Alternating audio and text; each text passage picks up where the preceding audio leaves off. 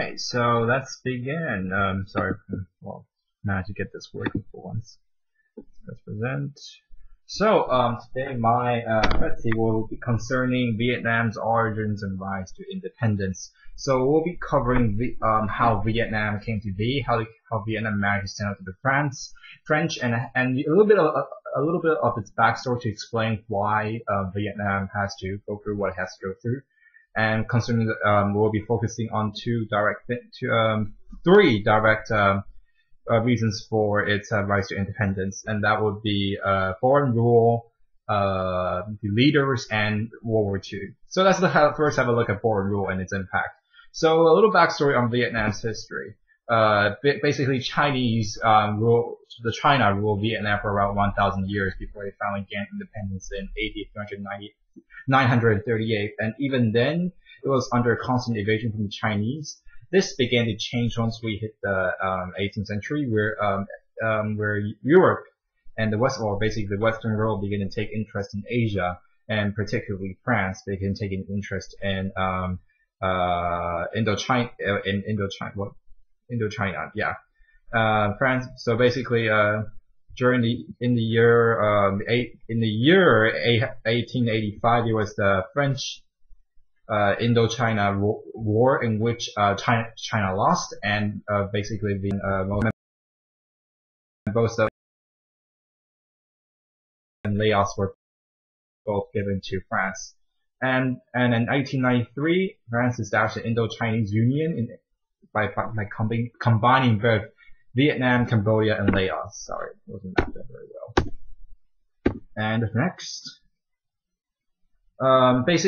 even when they combined into a union, France still encouraged the nations to go against each other by emphasizing their nationality differences and the cultural differences. Basically, this is called the divide and rule structure, and this basically discourages outrightly independent movements. So, but even so, France still applied very unequal treaties upon the Vietnamese people. Basically, peasants were forced to work under French plantations and farms to pay back taxes, and France also imposed monopoly on daily necessities, including salt, sugar, and at times opium. So let's take an analysis on foreign rule. What did foreign rule exactly do to help Vietnam rise up? First of all, it gave them the incentive, because of foreign rule. It gave the Vietnamese people incentive to rise up in the first place. And the inequalities imposed by the French generated a hatred and desire to rise up within the Vietnamese. And it also to look furthermore, it gave rise and support for the communists or other factions to rise up. So basically, foreign rule and the inequalities imposed by the foreign rule gave Vietnam the reason to rise up. Now let's look at the leaders, because what's more important in the uprising than the leader? The most important leader in Vietnamese history is Ho Chi Minh, since there aren't a lot of photographs of him being young, so I just wanted to search one up so it would look a little bit more fun. And there were many uprisings during the period which were all dealt very swiftly by the French. But here's the thing about the Vietnamese people: they keep trying. But in 1930, the first Communist Party was founded by Ho Chi Minh. This is a very important. This is a party that lasted through the years, and this is the party that currently rules Vietnam now. And here's the reason why the other parties were unsuccessful, and the communists were. Communists prevailed because it is focused objective on liberating Vietnam, while other parties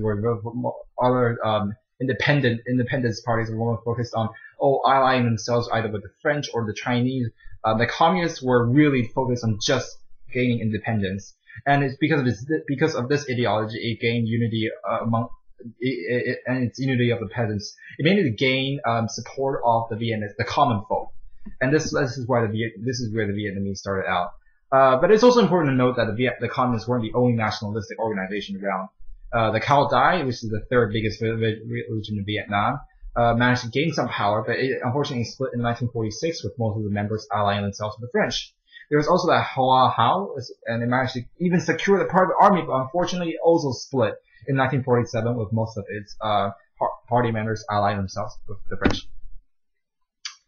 Unfortunately, before World War II, the Communist Party did not do a lot better in terms of actually trying to repel the French rule. Throughout the 1930s, there were multiple attempts made to establish organization routes in villages. They are called cells, the organized cell, the correct vocabulary cell.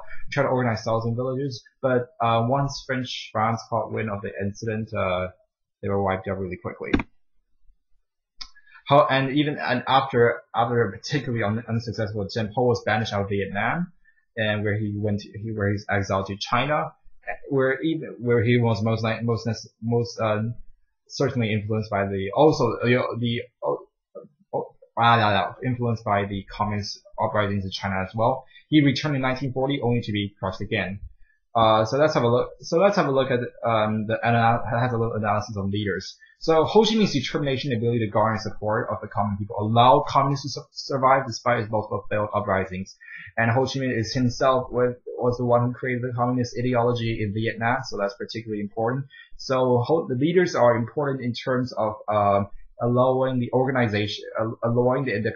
independent movements to survive and prevail, even after multiple attempts to crush it. So let's have a look at the biggest influence of all, the Second World War, World War II in short. So the Second World War broke out in 1939, but it is only in the year 1940 in which the French evacuated out of Vietnam and the Japanese took over. The French were defeated by Germany, and thus was unable to maintain order throughout its colonies. So therefore it pulled out, and the Japanese allying themselves with the Germans took over Vietnam. Unfortunately, not successfully. France's swift defeat shattered the myth of white supremacy. So Ho was able to unite Vietnam together under communist ideology by saying, "Hey, look at how France was so easily defeated, and how we should rise up and try to do the same, and drive out all foreign influences." And then the Vietnamese Communist Party began to successfully repel the Japanese military forces, and since it was the only Indochina nation able to do so, Ho began to receive aid from the Allies when Vietnam proved itself to be the only thing in Asia capable of at least resisting the Japanese. Furthermore, during World War II, the KMT Sing as they are resisting the Japanese as well, they began to train Vietnamese in guerrilla warfare, which is really important, which is a very important military technique that the Viet Minh employed in later years. And during the World War II, the Vietnamese communists then began to receive equipment supplied by the U.S. Once the Japanese realized that they are not exactly winning by military force, they began to reduce their military presence by inserting a puppet emperor Bao Dai in power, similar to how they use the Emperor Fu Yi as a puppet emperor in China. So the puppet Bao Dai, he basically ruled under French pretense, but that wasn't very successful. In 1945, the Communist Party were disbanded and reformed under the name Viet Minh, which is the organization that we can come to know today. But here's the thing, once the war is over, France ignored the Viet Minh as official rulers and once more occupied Vietnam. So basically the Allies began to ignore the Viet Minh after World War II, because communism is starting to sound like a really bad enemy. The Viet Minh lost all Allied support after war, with the British, Japanese, and French forces effectively pushing Ho's forces into the north. But at the same time, North Vietnam was given to China, but Chiang was too busy trying to deal with his own communist problem to properly control it. This gives Ho the opportunity to basically establish power in North Vietnam. So let's have a look at analysis on World War II.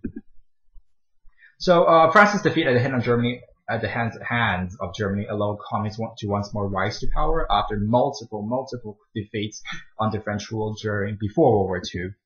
And U.S. funding and KMT training in guerrilla warfare helped prepare Viet Minh for the future uprising against both the France and in the future the U.S. So basically let's to recap. Foreign forces give incentive for the Vietnamese to rise up in the first place, and leaders Ho Chi Minh managed to maintain the Communist Party long enough to become the Viet Minh, and World War II allowed Vietnam then to receive aid and sources, and an ability to temporarily be devoid of France's power to gain full control of Vietnam. So yeah, that was about it. Let me see if I actually recorded this.